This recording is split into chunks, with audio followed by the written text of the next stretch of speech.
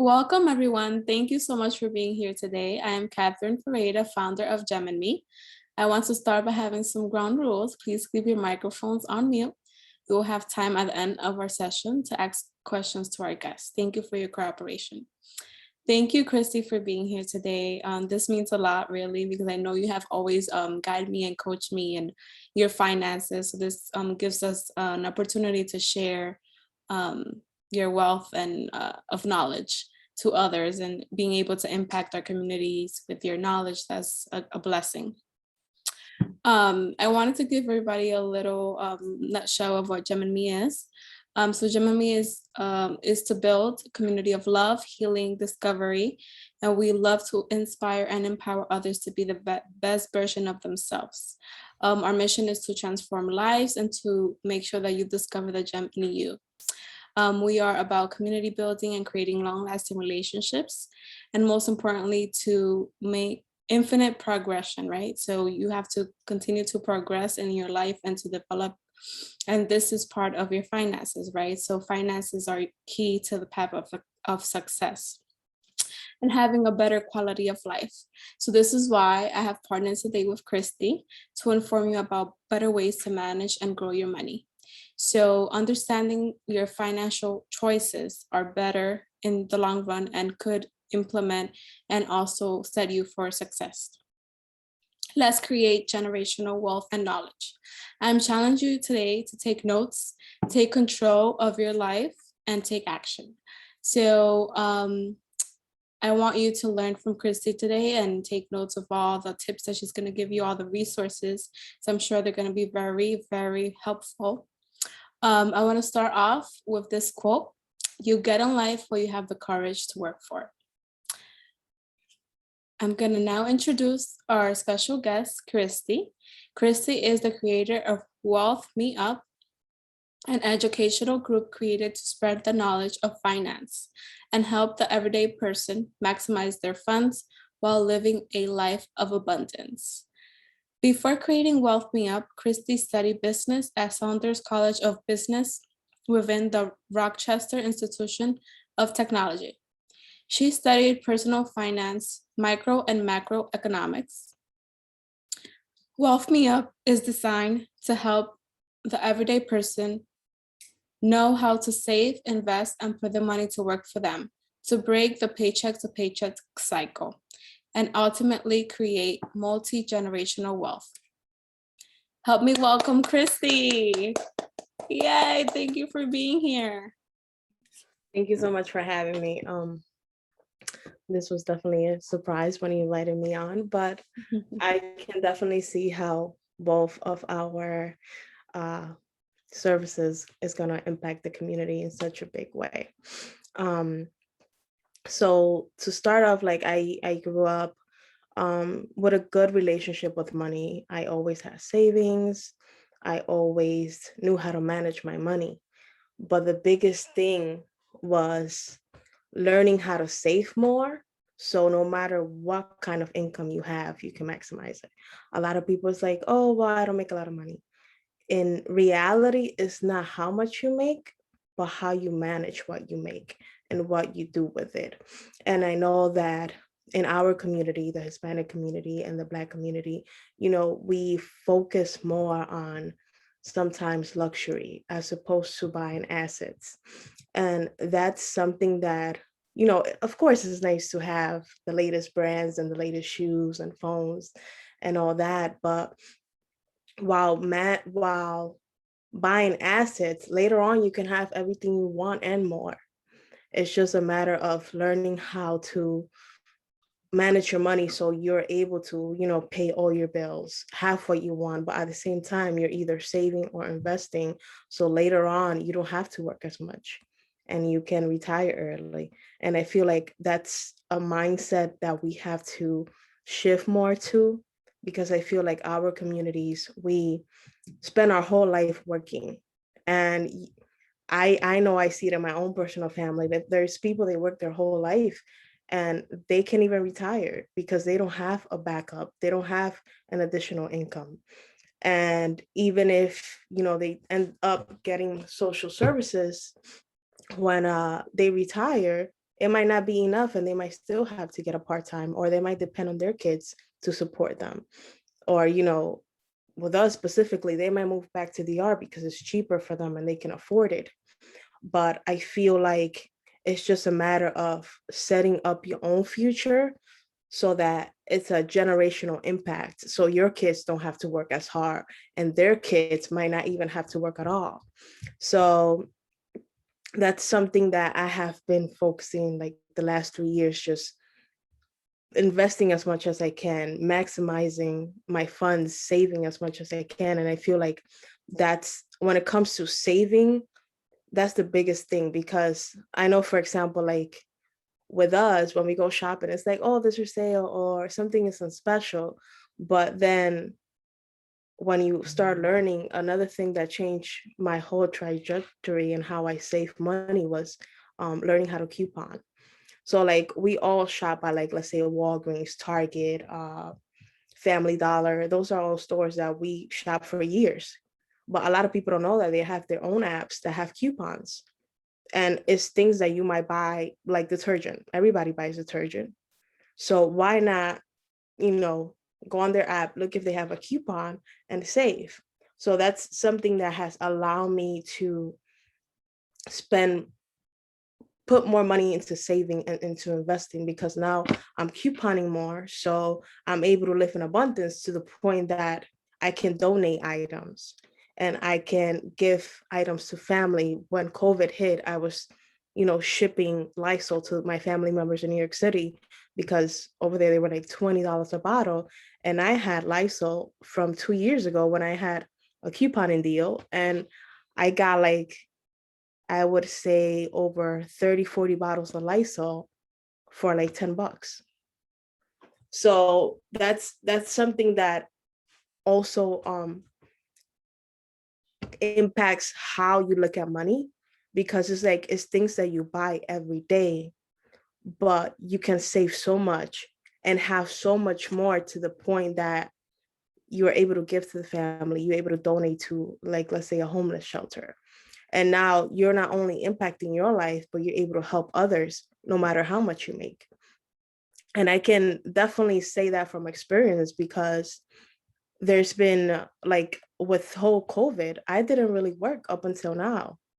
I just got back into my role is project based. So I just got back into my role, and the whole COVID, we were able to manage fine because I'm able to save money with couponing. And at the same time, I'm able to invest everything I'm saving. And I feel like that's something that if our community focus more on, everybody's going to be able to live a life of abundance. Because, for example, like something that you also learn when you enter the couponing community is clearance shopping. So at the end of the season, whether it's summer or winter, you load up with clothes or sandals or whatever it is for the following year. So now here comes summer, you already bought everything you wanted the previous season once it ended. And now you're buying things 90%, 70% off.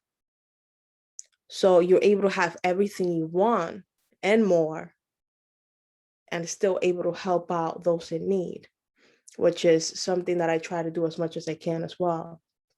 And it's like, I know with something that, you know, our communities also use is having collections. Like if somebody dies, or if somebody has a fire, or there's an emergency, oh, let's make a collection for someone.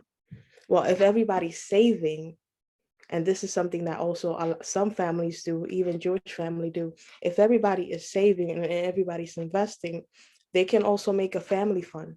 So if something happened within the family, well, we have money to the side, that if something happens, we're able to either give the money or lend it, or whatever the case is. So that's something that also allows you to maximize your money more. And one of the things that really gets you focused is, writing down your goals. What is it that you want to accomplish within 5 years? And, creating a vision for yourself. Because once you do that, you're going to start making little changes so that within 5 years you get there. But if you don't make a change today or tomorrow, the next 5 years are going to be just like the last 5 years were, because you haven't made any progress or any steps into the direction you want to see yourself in 5 years. And I feel like another big thing that, I see in our community is comparing yourself. Oh, well, they make more money, they're able to do it. No, it's a matter of managing what you make and doing with what you have. So if it means sacrificing, not eating out or not clubbing or not drinking, I know, like, if I knew everything I know now when I first graduated college, I would have probably been retired by now, because just the partying alone, like on weekends and going to the club, I spend thousands and thousands of dollars that could have right now made me thousands and thousands of dollars, to the point there's a whole bunch of kids that you see within this community that are 18 and they have never worked and they will never have the need to work because they learned this at a young age. And I feel like, those are people that are younger than us, and they motivate me, because there's this one kid that I follow. He has 10 businesses. And on top of that, he invests into the stock market and crypto and NFTs. And like, you can be sitting down looking at your phone and all of a sudden you're up $1,000. And when you start seeing the amount of money you can make in a matter of minutes that you can even make within a week of work, your eyes just start opening, because it's like you look at work at a whole different level, because it's like, oh my God, like I don't have to work for the rest of my life. I remember in the beginning, I was making like $200 a day, and then it went up to like $300 or $500 a day. And then from there, it broke out where I was making 1,000. And then the following week, I was making 5,000. And then the highest I ever made in one day was $13,000. Once you start seeing that, and it's like, you can take that money out. Like, let's say if I wanted to sell all my stocks, I could take that money out right now, and tomorrow it'll be in my bank. And once you start seeing that, your whole mindset changes, because some people just wait for an income tax return to have $2,000, where you can make this in a matter of minutes if you're in the right trade and you're following the right stock. So once you see that, it's life-changing, because now you're like, oh my God, as opposed to spending money on, like, let's say, I don't know, like eating out. Sometimes we go out to eat and we spend like $100. That could have been $100 I could have put into a stock that could have made me $2,000.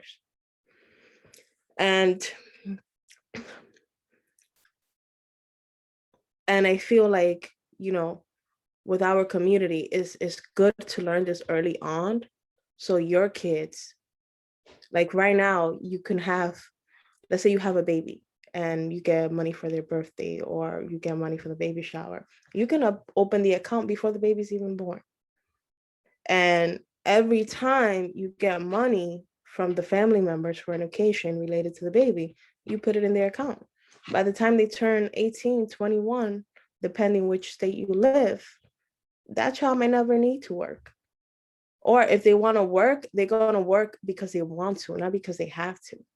And that within itself changes your whole life, because now you're not slaving to a company.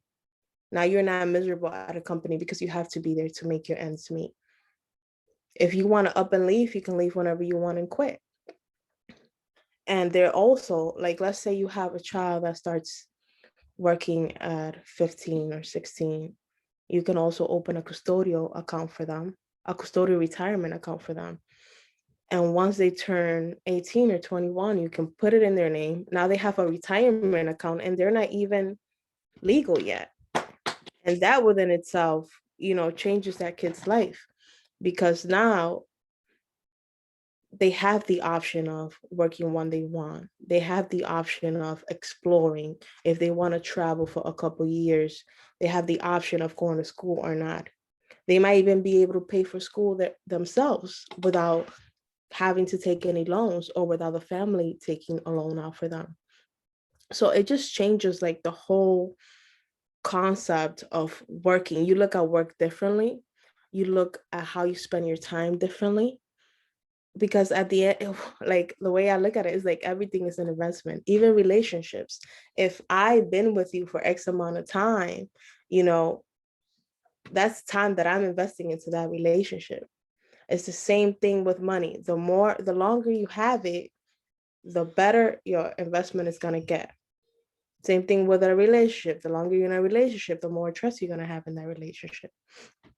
And when it comes to, having an overall understanding of your money and where it goes, I know like there's banks now that have savings account within the savings, or they have saving goals within a saving account. So that's able to help you keep on track. Like you can set up a goal for travel. If you have kids, you can set up a fund for I know some parents do like school clothing.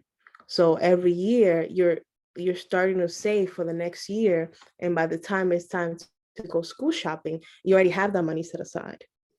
So for accounts that are important when you're working towards managing your money is, clearly you have to have a checkings account, which is just strictly for bills. You can have a high yield savings account, which is just a savings account, but they pay you higher interest than a regular bank does, because a regular bank pays you 0.01%, which is like a penny for every thousand.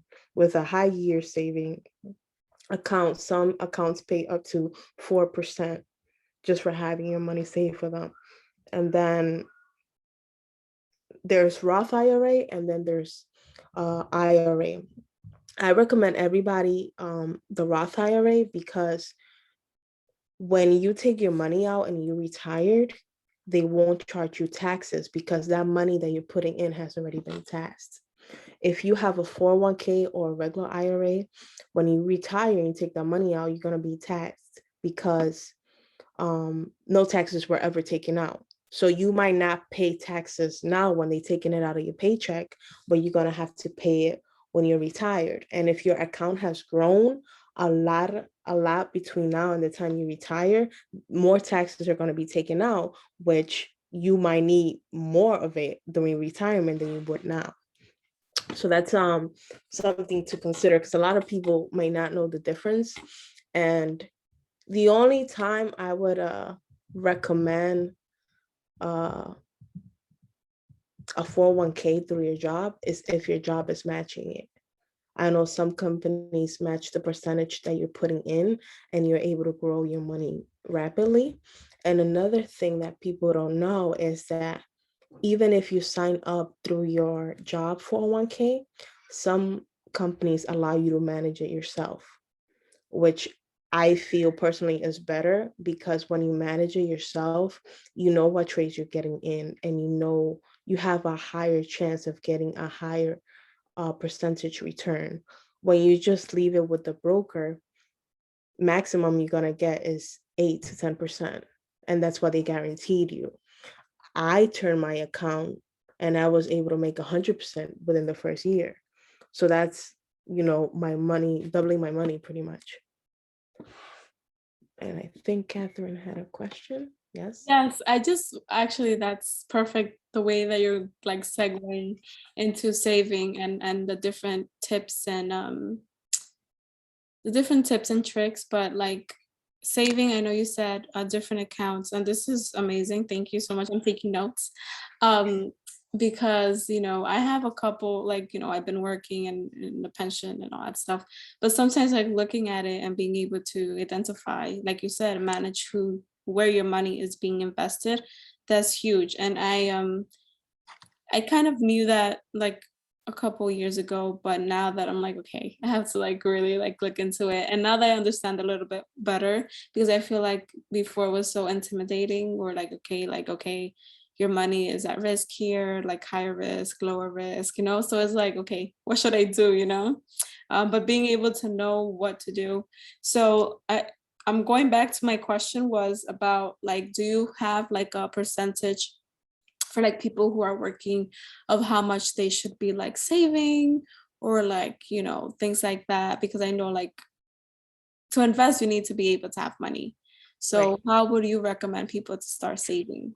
Like, So that's perfect because I was going into that, right into that. So when it comes to budgeting, there's a rule. It's called the 50-30-20 rule. So the 50 is 50% of your income is going to go towards bills. 30 is 30%. A lot of people do it towards what you want. So like that would be like going out, shopping.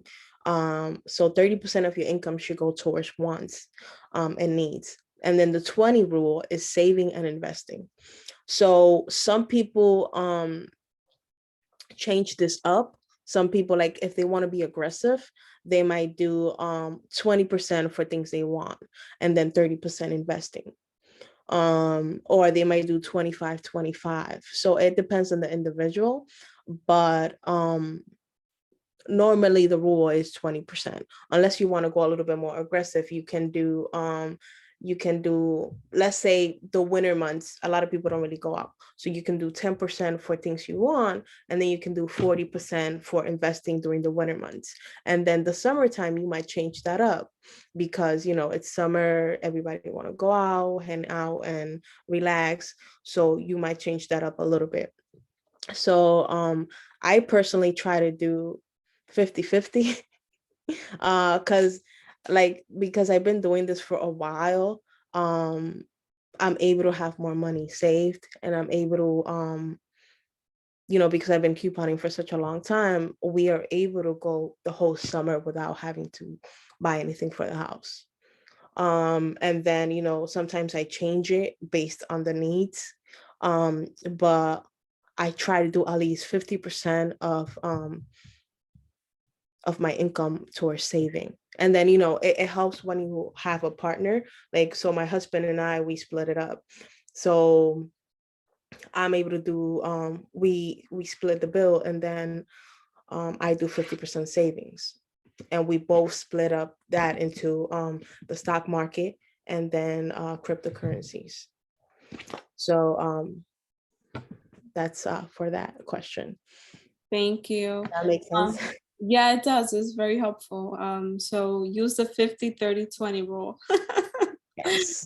And then kind of once you do have that discipline and able to, break your income into those percentages. I know a lot of people struggle, and I'm including myself in this, with budgeting, right? So how do you, yes, wants and needs is 30%, but how do you budget, like break down those things for, or try to stay on track? So well, you've seen the Excel sheet that I created for like all the bills and checking it out throughout the months. But another reason why I personally do 50% more towards investing is because even though I'm putting the money in the market, I can take it out whenever I want for things we might need. So while I'm not needing it, I'm able to um double that money in the market.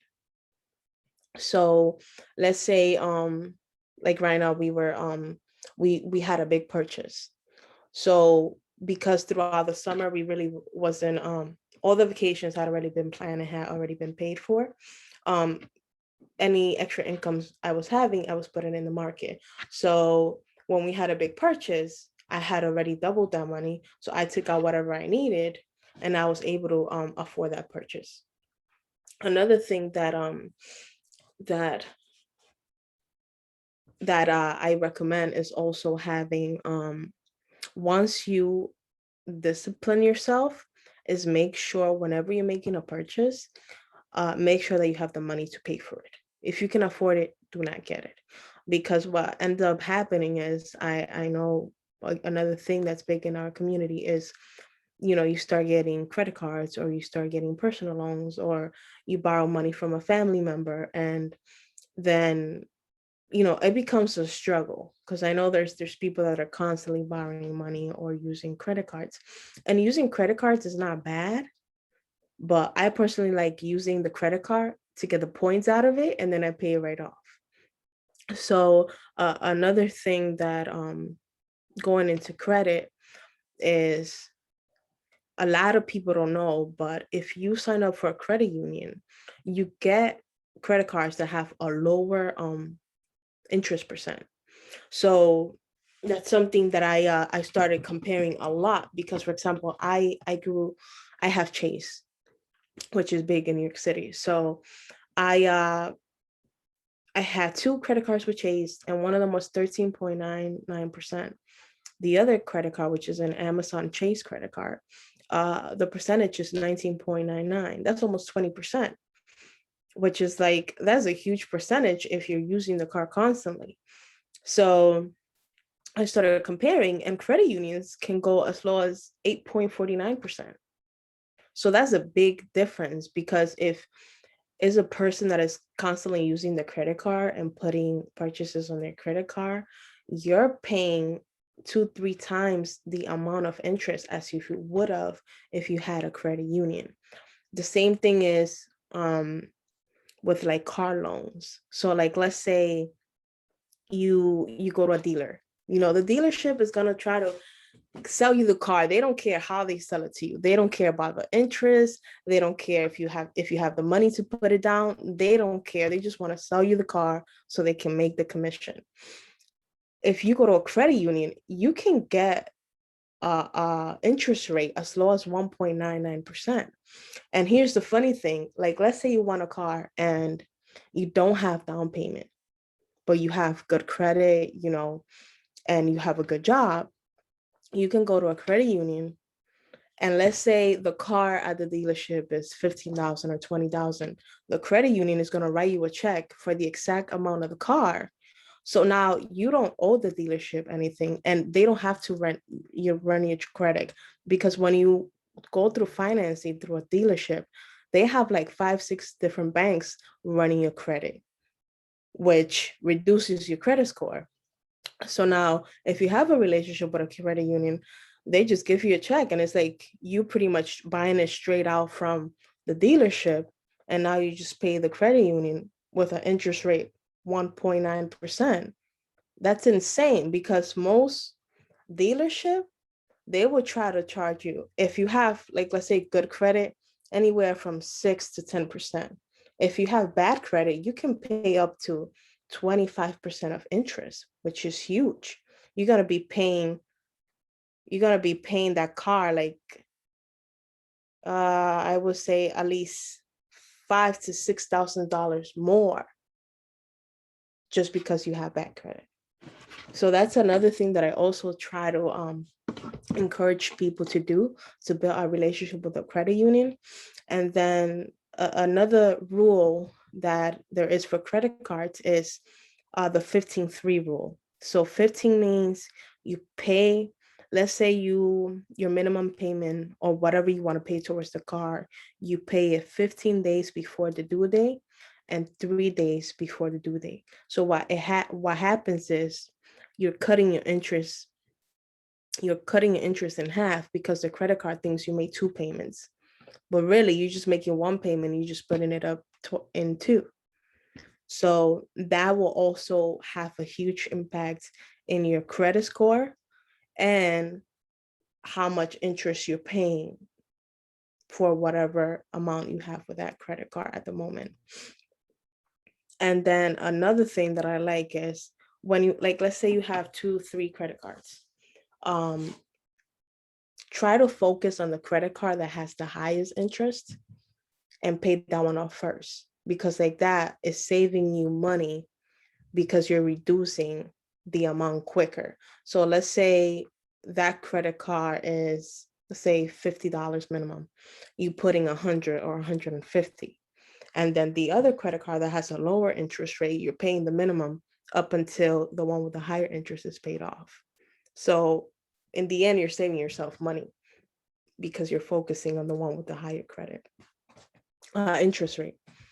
And another thing that I like to recommend to people is using Credit Karma to follow their credit and see if they have if anybody's looking at their credit, or if there has been some fraud associated with their name or their credit score. It's not as accurate when it comes to the actual credit score. I personally have noticed that it's a little bit lower than the actual credit score, but it's normally around the classification, whether you have excellent credit or low credit, is usually in the right place. It's just they usually give you a lower number. I feel just like a minimum. But when you actually have it checked, it might be 20, 30 points different, which in the end is good for you because you actually have it higher than what you thought you did. Okay, you have any? These are amazing. I really love them. Honestly, like I said, I'm taking notes. These are like amazing. I feel like a lot of people aren't aware of these tips that you're giving us, and they make a big difference. Like sometimes you're like, oh no, $20. If you're late, they might charge you an additional, fee. But still, like this 15-3 rule was a little so it's 15 days before your due date and 3 days before your due date, so 2 payments. Yes. But in total is probably the minimum or a little bit more. Yeah, so like let's say you pay let's say the minimum is $25, right? So you're gonna pay $12.50 15 days before, and then you're gonna pay $12.50 3 days before. So now you trick the system thinking you made 2 payments, but really you're making the same payment and you're just splitting it up in 2. Oh wow, that's crazy. Thank you. And it reduces the interest, because now it thinks, every time, the way the interests are set up, the interests are per day. So when you do this, it makes it believe you made 2 payments when really you're only making 1. You're just splitting it in 2. And as far as the loans, it also applies for like a house, a personal loan. Whenever you're gonna go do a loan, make sure you pay attention to the interest, whether that's a credit card or any type of loan, and compare and do your research, because when you, like, for example, last time I purchased a car, they make you believe you need a down payment. That's a complete lie. You can go to any bank and say, look, I'm buying this car and this is how much it is, and they give you a check. You don't have to put any down payment. You might get a lower interest than you would have had you gone to the dealership, and you don't have to spend all those hours in the dealership trying to figure out your credit and trying to figure out. And another thing is, when you go into a dealership, they never show you the different banks and the different rates and the different payments. So for like example, the last vehicle we purchased, the dealership was offering me 8.99%, and the payment was going to be like $287, and they wanted me to put down $1,500. Now I have excellent credit, and I know I have excellent credit, so I was like, absolutely not. So I did my shopping around, I researched, and I had already opened a credit union local to me, and the credit union, they send me the numbers. So they were offering me 3.5% or it was 3 point something percent. And I was like, they're like, as long as you're okay with these terms, we can go ahead. So when he said that, it made me question it, because it's like, as long as you're okay. So I was like, okay. So I started doing more research, and I found a bank that was offering 2.49%. And I told them, look, this bank is offering lower than you are. I would hate to open up a new bank account, but I will if you don't match it. So he went ahead and matched it. No problem. And I was like, what? So I ended up putting no down payment. The car payment went down. It was a truck. The truck payment went down to $225, while the other one was $287. And now the interest rate went down from 8.99 to 2.49. That's a huge difference. So for the whole interest, and the year, it's a 5-year loan. Of course, we're not going to do it that much, but I only did it like that. So in the meantime, we can pay low, and then as soon as we can, pay it off. But it's a huge difference, because for interest, even if I stay with the loan for 5 years, we're paying under $900 for a 5-year loan. That's a huge difference. While the other bank, I would have paid $2-3 grand just in interest. So that's a huge difference. So always, before you sign anything, make sure you research around, because even if you already have a relationship with a bank or a credit union, they might be able to match it, because they want your interest. That's how they make money. They want your money, they want your business. So you just tell them, look, this bank is offering this, can you match it? And 9 times out of 10, they will, because in the end, they want your money and they want your business. So always think of it. It's not what the bank can do for you. It's what you can do for the bank, because you're bringing money to the bank.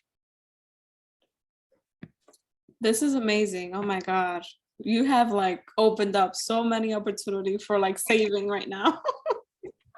I'm gonna be like, oh, you can't match it. All right, so I'm gonna go to the next bank. And it really gives you, like, for example, I lease my cars because I feel like cars depreciate as soon as you take them out of the dealer. So yeah, I will definitely reach out to you to see how I can better lease my next car. I'm gonna give an opportunity for our guests, well, our attendees today, to ask any questions. Do you guys have any questions for Christy?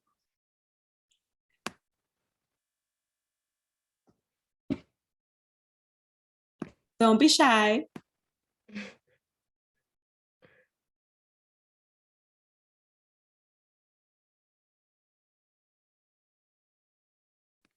Priscilla asks us, any tips to better your credit? So if you don't have a credit card, I would suggest opening one up and only using 10% of it. If you, another thing, I love credit talk. Another thing, let's say you have collections, right? You can actually dispute it either through Equifax, TransUnion, or even through Credit Karma, the app itself. They have a feature where you can dispute it. And there's letters you can Google online based on it depends if there's a collection or if there's a fraudulent charge, and they'll just remove it. And if you do have a collection and it's been more than 2 years, don't even bother with it, because as soon as you call them to find out about it, they're going to start calling you again. And there's a 7-year rule. So let's say if you had a collection and it's been past 7 years, they have to remove it from your credit. And another thing is, a lot of people don't realize, but once a payment has gone into collection, they have declared that as a loss with the IRS. So technically, that's taxes removed from them. So it's already been accounted for. It's already been paid for. So that's another thing that I recommend to people. If you have a collection and it's been more than 2 years, don't even bother with it. Because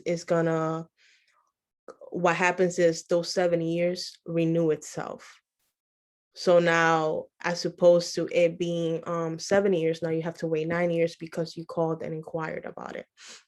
And then the other thing is, once you open a credit card and you use 10% of it, start making the payments quick and always make the payment on time, and that will increase your credit card.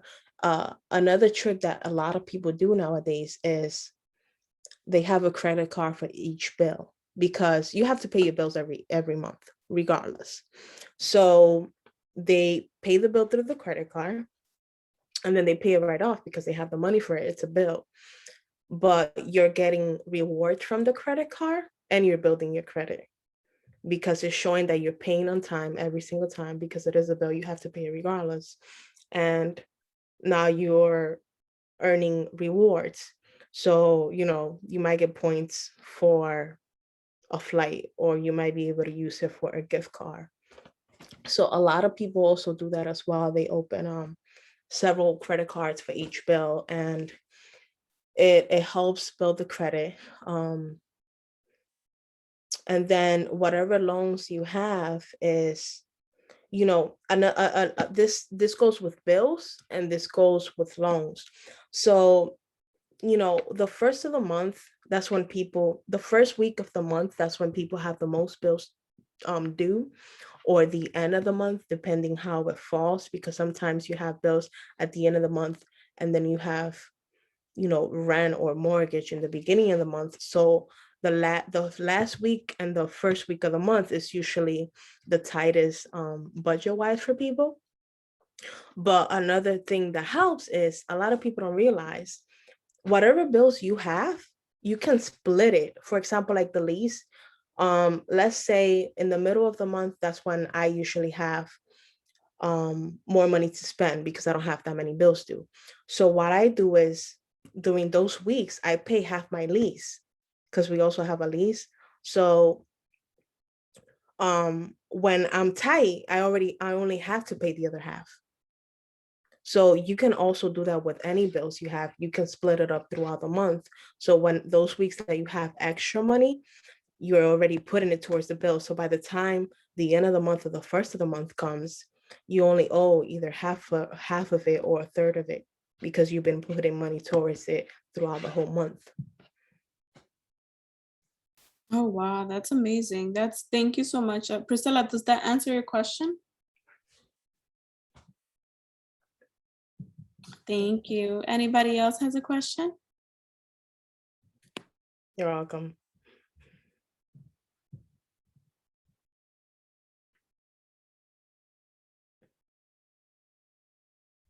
All righty. So, do you have anything else you would like to add, apart from, like, I know you talked a lot about savings and different techniques and rules that you utilize or think are very helpful to save. We spoke about budgeting, right? And how to budget. Spoke about loans, credit, checking accounts, retirement accounts, and the best one to have. Yeah. Which I will very look into that, because I didn't know that IRAs and 401ks are taxed after. So if they grow, then they're like taxing you for. You're taxed more if they grow. Yeah, that's insane. So thank you for sharing that. Yeah. It's actually funny because last week I had an event, and one of my mentors, he's in the market, and he has invested, and he just like last week he told us that he became a millionaire. Mm-hmm. Net worth is $1 million because he was able to like Yeah. make money. So I was It's like, wow. Yeah, it's insane. And you know what's funny that you say that, because like with this whole crypto craze, you know how many people have become millionaires of just like there was like the guy that invested $8,000 into Shiba Inu.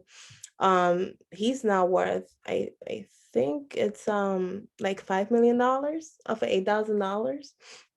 And we have had experiences like that.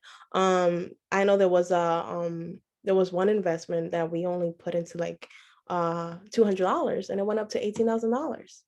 So there are the earlier you get in, the better it is, because sometimes another thing that helps is trading with volume. So when you're trading, whatever's being bought the most, you're guaranteed to make money, because that's where everybody's going. That's what everybody's buying. And the more the people buy it, it's supply and demand. So the more people that want it, and the less the supply becomes, the more the price of the stock or the crypto is going to go up. So it's the same thing with NFTs, with our non-tangible tokens. So now there's this rapper that he decided he was going to send his CD, but he did it digitally for $1. Can you believe, he sold it to his fans for $1? Now those things, this was like, I think the beginning of the year or in the summer. Now one of those CDs is worth $50,000 to $60,000. So you're paying $1. There's people that bought, 60 of them, 100 of them. Now that's $50,000 worth or $60,000 worth. And now the people that have it, they don't even want to sell it, because in a couple of years, that might be $500,000 or that might be $1 million. And a lot of people don't realize how many opportunities there are. You just have to be open-minded, because I feel like that's something when it comes to like our community. It's like, oh wow, that's risky.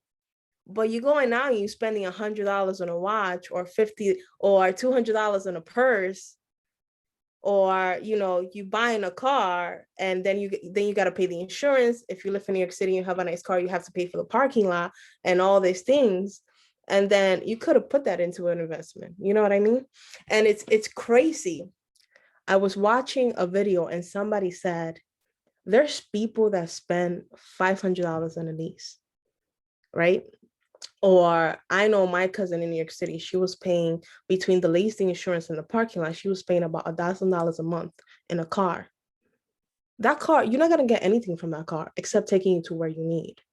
But if you were to put $1,000 per month into stocks, you could make, the amount of return is unlimited. It really is, because once you see that you traded something and you made $2,000 of a trade, or $13,000 of 3-4 trades in one day, you can go and lease that car that you wanted. But if you don't have the money for it and you're spending it in a car now, that's not gonna improve your situation. But let's say you buy a shitty car now, and let's say you own it.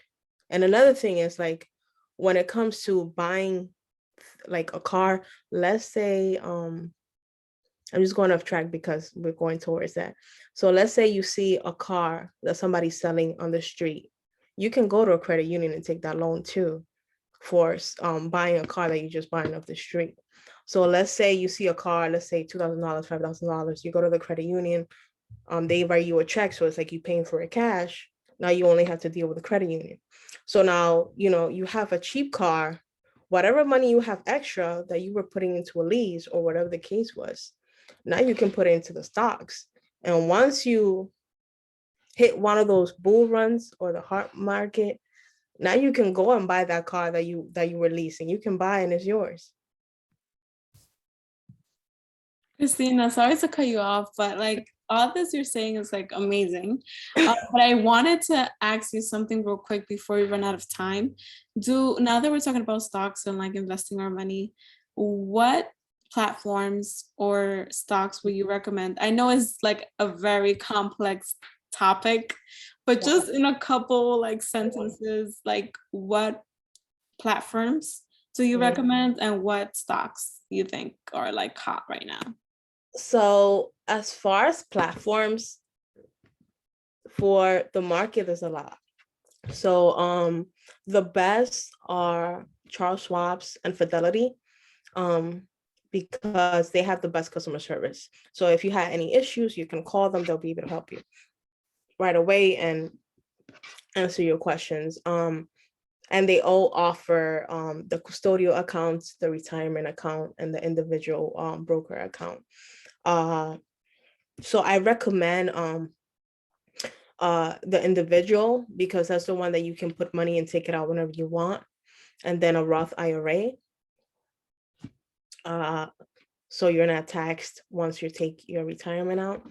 And then those are like long-term accounts. For somebody that is learning, the most user-friendly account is Robinhood. because it's just so much easier to navigate. When you look at the Charles Schwab's app, which I know most of us use the apps now, it's a little bit more complicated, and you might have to go through a tutorial on Google, on YouTube or something like that. There's also Webull. Webull is a little bit more advanced as well. But once you start getting into the market and you start understanding the charts, you're able to use Webull a lot more. As far as cryptocurrencies, it's a little bit hard because in the state of New York, they're really restricted. Now with a new mayor, I know that he's been talking a lot about accepting Bitcoin for his salary, and he's also been talking about the schools teaching cryptocurrencies. So I hope that with him, New York State will ease a little bit with the restrictions. But for New York State right now, it would be Coinbase. There's also KuCoin, and then Coinbase also has its own wallet. So it's best for you to keep all your cryptocurrencies in its on a separate wallet, because there's been a lot of hacking and scams due to the craziness of it. So Coinbase is a little bit limited when it comes to what you can buy on it. That's why some people use KuCoin, and then you can transfer it into whatever wallet you have. Then some of the wallets are MetaMask, Trust Wallet, and the Coinbase wallet. All right, thank you so much for sharing that. If you want to, we can, in the future have some because I know there are like a lot of them, so maybe like sharing different, the logos or. Oh, and another thing is for the couponing. So pretty much every store has their own app.